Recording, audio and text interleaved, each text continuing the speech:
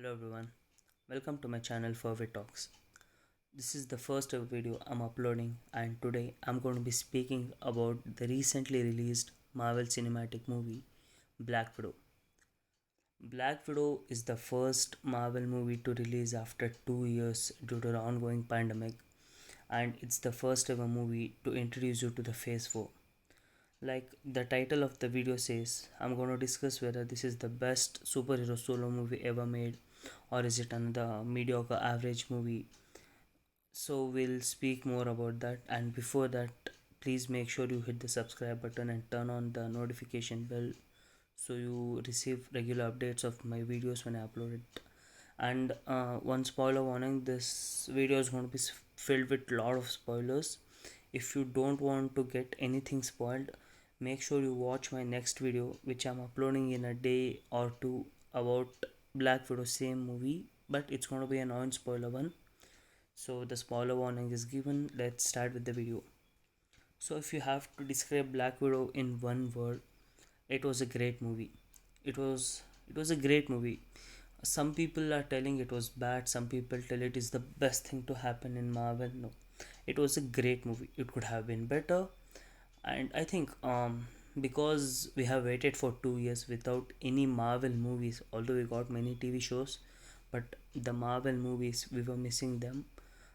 I think they could have done it better, and audience expectation were way high because, as we know, Natasha died in Endgame, and this was her last appearance in the MCU. So we expected a bit more, but this movie was a great one. It's a must watch for each and every person, but the hopes should not be high, it should not be at the sky. It's a great movie.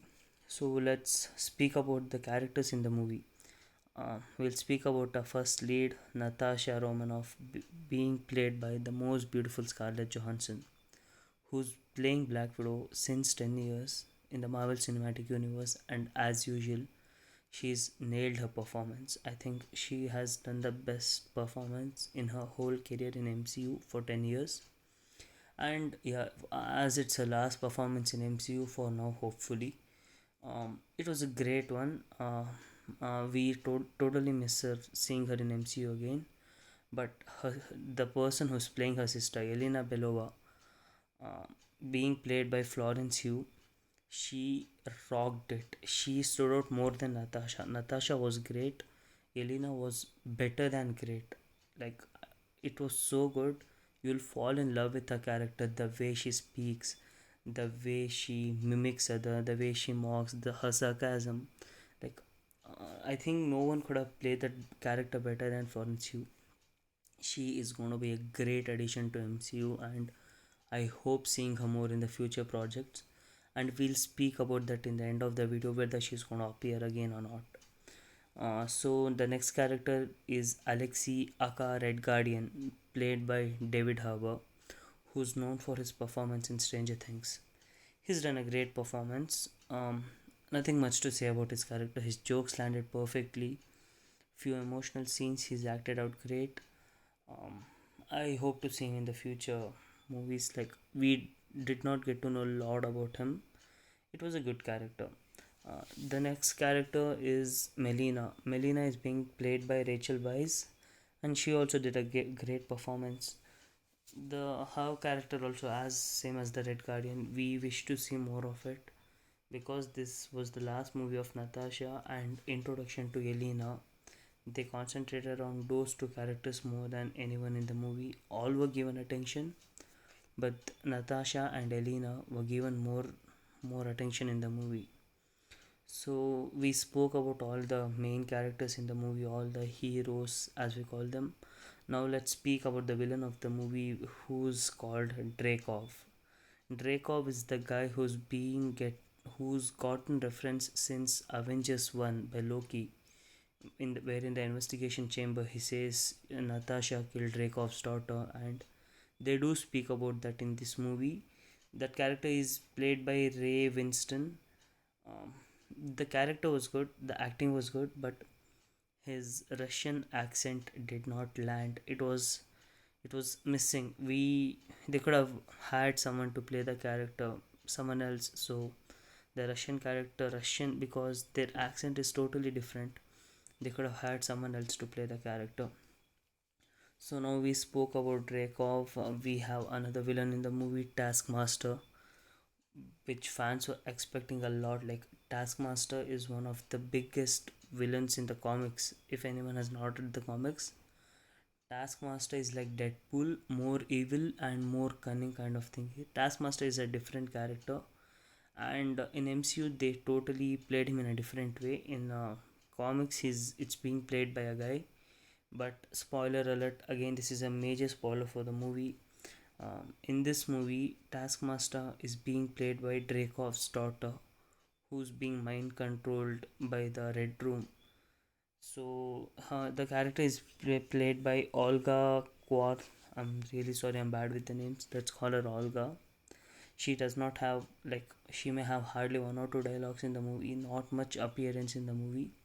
And yeah, I was a bit disappointed with Taskmaster's use in the movie because Taskmaster is such iconic character. I wanted to see more of his action in the movie. We missed it out, but yeah, whatever we got, we are totally satisfied with that. And yeah, now as we have spoken about all the character, let's speak a little bit about the plot of the movie. The story starts in Ohio, where Natasha is a young girl, and David Harbour is on a mission with Natasha, Yelena, and Melina. They go back to Russia to drag out to, like, hand over the mission results. Then Natasha and Yelena are being separated and taken to red rooms in a separate way, and they both are made into Black Widow assassins. The story cuts to 12 years, maybe no, 12, not 12, more than 12 years, where this story takes place in between, before Infinity War, after Civil War. After Civil War, where all the convicts have escaped, and before Infinity War, where Natasha joins Steve. This story takes place in that gap of the time. So we see that Red Room widows are being mind controlled by Dreykov in a bad way. Like, he controls them, they know they're doing it bad. It's more like a Winter Soldier program, but the Winter Soldier knows he's killing people and it's bad, but he's not able to control himself. It's more worse. This is the basic plot of the plot plot of the movie, where more the ending is that Natasha finds the red room which is still active and destroys the red room. Now that we have spoken about the plot of the movie, let's speak about few essential points in the movie, where the Taskmaster's reveal as Dreykov's daughter was a great idea. I feel that the answer is both yes and no. It was a great reveal because, see, in the first movie of Avengers, we get to know Natasha killed Dreykov's daughter, who was still a young kid. So it's kind of a negative shade on Natasha. She killed a kid, but it's almost like showing Natasha she killed a kid, but she did not kill a kid. That's a plot hole in the movie, and we wanted more of Taskmaster. As I told it, as I'll tell it more times maybe in this review.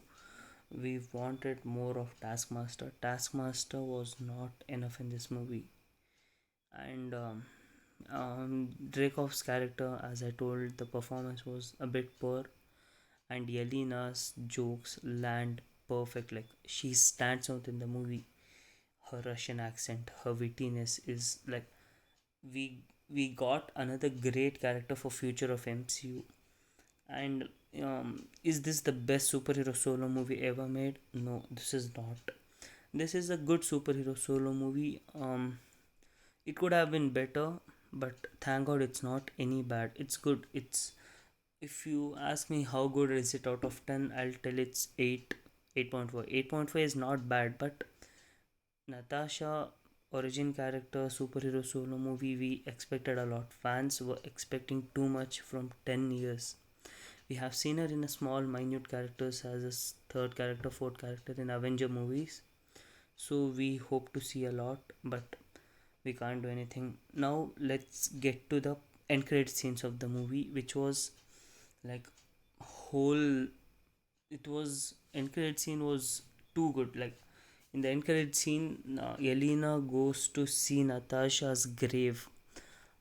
I had a bit of tears in my eyes when I saw Natasha's grave because she never got a proper funeral after Endgame. Now seeing her tombstone, it's kind of emotional. Then, if any people who watch Falcon and the Winter Soldier will get to know Valentina Allegra Di Fonte, or Val.